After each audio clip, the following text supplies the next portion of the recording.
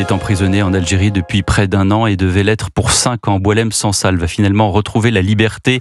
L'Algérie a accepté de gracier l'écrivain franco-algérien, annonce faite par la présidence algérienne. Répondant à la demande formulée par le président allemand, l'écrivain malade était au cœur d'une grave crise diplomatique entre Alger et Paris.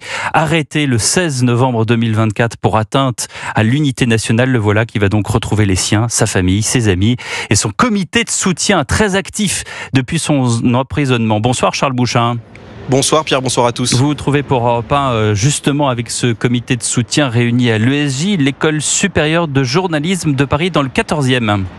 Oui, c'est ça, effectivement, c'est un hasard du calendrier. Le comité de soutien avait rendez-vous à l'ESJ Paris pour inaugurer un amphithéâtre au nom de Boualem Sansal.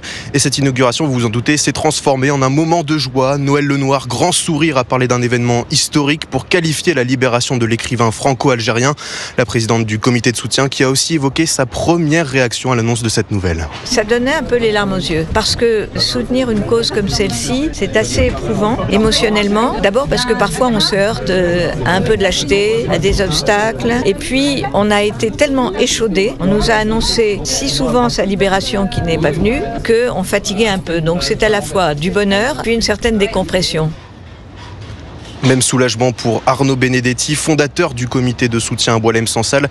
Le politologue évoque cependant une crainte, l'état de santé de l'écrivain, 81 ans et atteint d'un cancer. Après, on a eu toujours des informations assez contradictoires sur son état de santé, entre ceux qui nous disaient qu'il allait plutôt bien et ceux qui nous ont dit plutôt récemment qu'il y avait une éventuelle détérioration de son état de santé. On est assez confiant dans sa capacité, en tout cas, à récupérer psychologiquement par rapport à l'épreuve qu'il a subie. Cette inauguration à l'ESJ Paris qui s'est en tout cas terminée par quelques mots en visioconférence de Sabéa Sansal, la fille de l'écrivain franco-algérien qui a tenu à remercier chaleureusement plusieurs fois le comité de soutien à son père. Merci Charles.